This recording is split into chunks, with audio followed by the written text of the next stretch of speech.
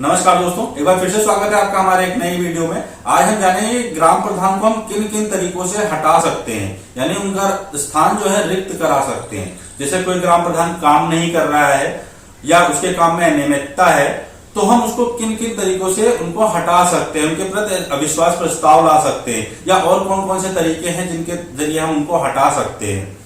तो इसके बारे में आपको बहुत सारी वीडियो देखने की जरूरत नहीं पड़ेगी, आपको एक ही वीडियो में सारी जानकारी आपको मिल जाएगी।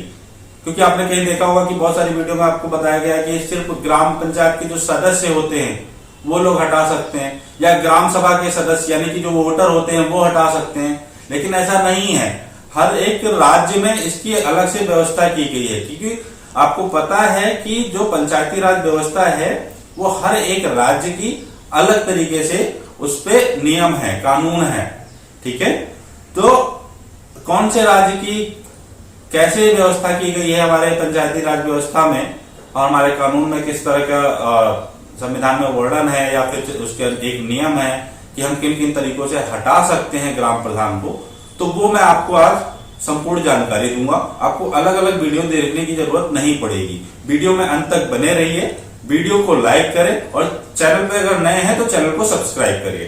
सबसे पहले तो आपको दो चीजें तो आपको पता ही है कि हम ग्राम प्रधान का जो स्थान है वो रिक्त हो सकता है, वो किस तरह से हो सकता है। एक तो है ग्राम प्रधान की अगर मृत्यु हो गई है, तो अगर ग्राम प्रधान की मृत्यु हो जाती है तो उस केस में उसका स्थान रिक्त हो जाता है। नंबर दूसरा जो आपको पता होगा कि अगर ग्राम प्रधान चाहे कि वो अब कार्य नहीं करना चाहता या ग्राम प्रधान के पद पे बने रहना नहीं चाहता है आगे और वो अपना पद छोड़ना चाहता है, तो भी वो हट सकता है। उसके लिए भी एक प्रक्रिया बताई गई है हमारे संविधान में कि लिखित रूप से वो अपना जो जिला पंचायत राज्य अधिकारी है उसको वो अपना त्यागपत्र सौंपेगा। उस त्यागपत्र को जिला पंचायत राज्य अधिकारी 7 दिनों तक अपने पास में रखेगा।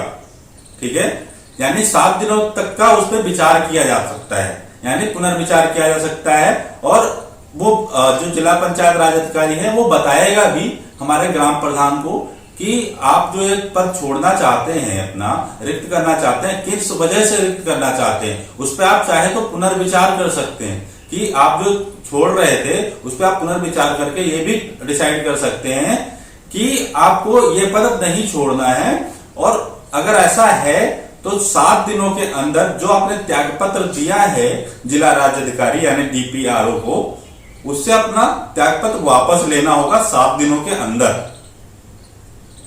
अगर आप ऐसा नहीं करते हैं तो आपका स्थान रिक्त माना जाएगा। अब हम उन चीजों के बारे में जानते हैं जो कि ग्राम प्रधान के कार्यों में अनियमितता के कारण होते हैं, जिस कारण से उसका स्थान रिक्त कराया जाता है। तो सबसे पहले तो हम बात कर रहे हैं कि जैसे जो केंद्र या राज्य सरकार की कोई योजना आई, अगर हमारे ग्राम प्रधान के किसी कार्य में कोई भी ऐसा काम करता है हमारा ग्राम प्रधान या काम करवाता है जो कि केंद्र या राज्य सरकार की योजना के तहत हुआ था, लेकिन उस काम में अनियमितता पाई गई है, यानी कि उसमें कमी पाई गई है, और अगर उस काम में कमी पाई जाएगी तो उस पर जांच बिठाई जाएगी और उसको चेक करवाया जाएगा कि इसमें किस किस तरह की अनियमितता है। अगर उसमें अनियमितता पाई जाती है तो उसको अपने पद से इमीडिएटली यानी तुरंत उसको बर्खास्त किया जा सकता है, यानी चाहे वो 6 महीने का समय बाकी हो या 1 साल का समय बाकी हो या 2 साल का समय बाकी हो। ठीक है, अगर उसके कार्य में कमी पाई जाती है तो उसको तुरंत ही उसके पद से मुक्त कर दिया जाता है, यानी उसको अपना पद छोड़ना पड़ता है ग्राम प्रधान को और उसको वहीं पे बर्खास्त कर दिया जाता है उसी दिन से, जिस दिन उसकी जांच पूरी हुई है और उसको दोषी पाया गया है तो उसको अपना स्थान जो है वो छोड़ना पड़ेगा। ऐसे राज्यों में जहां पर ग्राम पंचायत का चुनाव यानी ग्राम प्रधान का चुनाव प्रत्यक्ष रूप से किया जाता है, वहां पर ग्राम सभा के सदस्य अविश्वास प्रस्ताव ग्राम प्रधान के खिलाफ ला सकते हैं। उसकी प्रक्रिया कुछ इस तरह से है कि ग्राम प्रधान के खिलाफ अविश्वास प्रस्ताव लाने के लिए आधे से ज्यादा जनता यानी कि आधे से ज्यादा ग्राम सभा के सदस्य जो कि वोटर हैं वो और साथ में 3 सदस्य की आवश्यकता पड़ती है। एक प्रस्ताव पारित होता है, अविश्वास प्रस्ताव लाते हैं, एक उसको पेपर पे लिखा जाता है, उसका कारण भी दिया जाता है कि किस कारण से अविश्वास प्रस्ताव लाया जा रहा है ग्राम प्रधान के खिलाफ। उस प्रस्ताव पे आधे से ज्यादा वोटर यानी कि ग्राम सभा के सदस्य साइन करते हैं। उस प्रस्ताव को ग्राम पंचायत के सदस्य ले जाकर जिला पंचायत राज अधिकारी को सौंपते हैं। उस पर जिला पंचायत राज अधिकारी कार्रवाई करता है। कार्रवाई करने के लिए 30 दिन का समय होता है, जिसमें 15 दिनों के अंदर उसको इन्फॉर्म करना होता है, बताना होता है ग्राम प्रधान को, साथ में वहां के जनता को, यानी कि जो कि वोटर है, ग्राम सभा के सदस्य हैं, कि किस दिन वहां पे बैठक होगी। 15 दिनों के अंदर वो डिसाइड कर लेते हैं, निर्णय ले लेते हैं कि किस दिन बैठक होनी है। यानी कि आप उदाहरण के तौर पे इस तरह से समझ सकते हैं कि 1 तारीख को ज्ञापन सौंपा गया जिला पंचायत राज अधिकारी को, उसको 15 तारीख के अंदर अंदर ग्राम पंचायत प्रधान को और वहां की जनता को, यानी वहां के जो वोटर हैं, उनको बताना होगा कि किस दिन वो वहां पे बैठक करना चाहती है।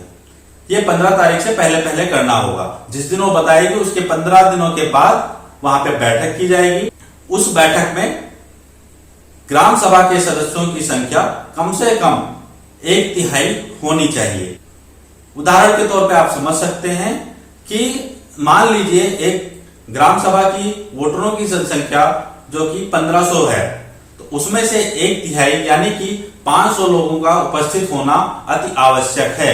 अगर 500 लोग उपस्थित होंगे तभी उस पर कार्रवाई आगे की जाएगी, अन्यथा जो प्रस्ताव है वहीं पे निरस्त कर दिया जाएगा, यानी उस पर कोई कार्रवाई नहीं होगी। मान लीजिए अब वहां पे 1/3 लोग मौजूद हैं, मान लीजिए 500 लोग कम से कम वहां पे मौजूद हैं, और उस पे उन 500 लोगों के बीच में पूछा जाएगा उनसे, या फिर उनसे एक वोटिंग कराई जाएगी कि ग्राम पंचायत प्रधान के खिलाफ जो प्रस्ताव लाया गया है वो सही है या नहीं। अगर मान लीजिए 2/3 लोग, यानी कि 1/3 लोग वहां पे उपस्थित थे, उन 1/3 लोगों में से 2/3 ग्राम सभा के सदस्यों को लगता है कि ग्राम प्रधान सही नहीं है, इन्होंने गलत कार्य किया है, तो उनको वहीं पे हटा दिया जाता है, यानी कि ग्राम प्रधान को वहीं पे उनके कार्यकाल से मुक्त कर दिया जाता है, उनका पद रिक्त हो जाता है। लेकिन किसी वजह से मान लीजिए अगर वो कैंसिल हो जाता है, वो रद्द हो जाता है कि 1/3 लोग, या तो 1/3 लोग वहां पे मौजूद नहीं हुए जो ग्राम सभा के सदस्य हैं, या फिर 2/3 से कम बहुमत मिला ग्राम पंचायत प्रधान को हटाने के पक्ष में, तो उस स्थिति में अविश्वास प्रस्ताव निरस्त माना जाएगा और अगले 1 सालों तक, यानी कि 1 साल तक कोई भी दोबारा अविश्वास प्रस्ताव ग्राम प्रधान के खिलाफ नहीं ला सकता। लेकिन अगर मान लीजिए सब कुछ सही हुआ और ग्राम प्रधान को हटा दिया गया, तो ग्राम प्रधान अगले साल आने वाला, अगले 5 सालों में आने वाला जो चुनाव होगा उसमें भाग नहीं ले सकता, यानी कि 1 टर्म के बाद ही चुनाव में भाग ले पाएगा। भारत के अंदर कुछ ऐसी जगह हैं जहां पे ग्राम प्रधान का चुनाव अप्रत्यक्ष रूप से होता है, जैसे कि पश्चिम बंगाल में जो चुनाव होता है ग्राम पंचायत प्रधान का, वो अप्रत्यक्ष रूप से होता है, यानी कि इनडायरेक्ट रूप से होता है। जैसे कि आप समझ सकते हैं कि जो सबसे पहले जो चुना जाता है वहां पे ग्राम पंचायत सदस्य को चुना जाता है, वो सदस्य मिलकर उन्हीं में से किसी एक को ग्राम प्रधान के लिए चुनते हैं। ऐसी जगह जहां पे ग्राम प्रधान का चुनाव अप्रत्यक्ष रूप से होता है, वहां पे अविश्वास प्रस्ताव लाने के लिए ग्राम सभा सदस्यों की जरूरत नहीं पड़ती है, यानी कि वहां के वोटरों की जरूरत नहीं पड़ती है। सिर्फ और सिर्फ ग्राम पंचायत सदस्य जो हैं ग्राम प्रधान के खिलाफ अविश्वास प्रस्ताव ला सकते हैं। ऐसी जगहों पे ग्राम प्रधान के खिलाफ अविश्वास प्रस्ताव लाने के लिए आधे से ज्यादा सदस्य ज्ञापन देते हैं, किसको? जिला पंचायत राज अधिकारी को, कि हमें ये ग्राम प्रधान पसंद नहीं है या ये अच्छा काम नहीं कर रहा है, तो इसके खिलाफ अविश्वास प्रस्ताव लाया जा सकता है। उन ग्राम पंचायत सदस्यों में फिर वही प्रक्रिया दोहराई जाती है जो नॉर्मल केस में होता है, यानी कि जहां पे प्रत्यक्ष रूप से चुनाव होता है। बाकी जो ग्राम पंचायत सदस्य हैं सभी को वो नोटिस के द्वारा या फिर फोन करके या फिर मिल के बताएगा कि किस दिन मीटिंग है। उस मीटिंग में अगर जितने उपस्थित लोग हैं कम से कम 2/3 लोग उपस्थित होने चाहिए। मान लीजिए 12 लोग में से 10 लोग उपस्थित हैं, उनमें से अगर 10 लोगों में से 8 लोगों ने प्रधान को हटाने के खिलाफ अगर वोट दिया है तो ग्राम प्रधान को हटा दिया जाएगा। लेकिन अगर मान लीजिए 7 ही लोगों ने वोट दिया है ग्राम प्रधान को हटाने के खिलाफ, बाकी जो बचे हुए सदस्य हैं उन्होंने ये कहा है कि ग्राम प्रधान को बनाए रखा जाए, तो ग्राम प्रधान को नहीं हटाया जाएगा। यानी कि 2/3 ग्राम पंचायत सदस्यों की बैठक में उपस्थिति जरूरी है, साथ ही साथ 2/3 बहुमत भी होना चाहिए ग्राम पंचायत प्रधान को हटाने के लिए। आपको लगता है कि आपके ग्राम प्रधान ने ग्राम पंचायत के कार्य में जो काम करवाया उन्होंने उसमें अनियमितता है, लेकिन बाकी जो ग्राम सभा के सदस्य यानी कि वोटर है उनको नहीं लगता कि ऐसा है, तो आप अकेले कैसे हटाएंगे? अविश्वास प्रस्ताव तो आप ला नहीं सकते। तो आपको करना क्या है कि आप डायरेक्ट कंप्लेंट तो कर सकते हैं डीपीआरओ को, लेकिन अगर आप ऐसा करते हैं तो आपके पास कोई सबूत नहीं रहेगा कि ग्राम प्रधान को हटाना कैसे। ठीक है, अगर उसने आगे रिपोर्ट मांग लिया तो आप सबूत क्या देंगे? आप डायरेक्ट ये तो नहीं बोल सकते कि मुझे पता है कि इसने नहीं बनवाया, ठीक है, लेकिन अगर आपके पास कोई सबूत नहीं रहेगा तो उस सबूत के अभाव में वो ग्राम प्रधान के प्रति कार्रवाई नहीं होगी, उसके खिलाफ कोई कार्रवाई नहीं होगी। तो आपको करना क्या है, सबसे पहले आपको आरटीआई लगाना है, जानकारी मांगनी कि कौन कौन सा कार्य प्रधान ने किया है इस साल में। अब वो जानकारी आप देख सकते हैं। अब उस जानकारी में मान लीजिए एक सड़क का कुछ जिक्र किया गया है, उसमें लिखा गया है कि एक सड़क बनाई गई है, वो सड़क 1 किलोमीटर की है। अब मान लीजिए वो सड़क उन्होंने लिखा है कि पक्की बनाई गई है, यानी कि पक्की सड़क बनाई है, तो आप देख रहे हैं कि वो सड़क कच्ची है, तो आप कंप्लेंट कर सकते हैं डीपीआरओ को। अब आपके पास एक प्रूफ भी है कि इन्होंने ग्राम पंचायत प्रधान ने ही बताया है कि इन्होंने ये सड़क बनाई है, लेकिन वाकई रूप में असलियत में ये सड़क बनी नहीं है। अब वो सड़क बनी नहीं है तो फिर ये पैसा कहाँ गया, यानी इन्होंने घोटाला किया है, तो उनके खिलाफ कार्रवाई की जाएगी और उनको हटा दिया जाएगा पद से। लेकिन इसमें ग्राम प्रधानों को भी डरने की जरूरत नहीं है, क्योंकि अगर आप सही हैं, आपने सही काम किया है, तो आपको हटा नहीं सकता, क्योंकि आपने काम सारे सही किए हैं। सही काम किए तो आपके खिलाफ कोई विश्वास प्रस्ताव नहीं ला सकता।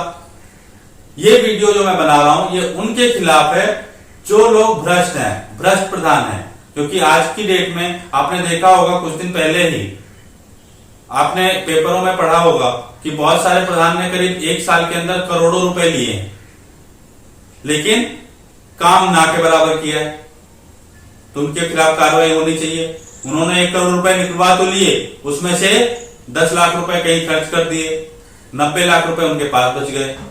अब उस 90 लाख में अपना घर बनवा रहे हैं, कोई गाड़ी ले रहे हैं, कोई घर वालों के नाम कर रहे हैं, कोई कुछ कर रहे हैं।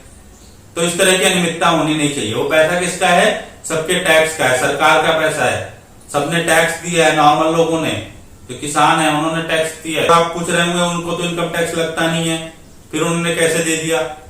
सर, अगर आप देखें तो ग्राम के जो लोग हैं, गांव के जो लोग हैं, वो भी तो चीजें खरीदते हैं, उसमें भी तो टैक्स लगता है।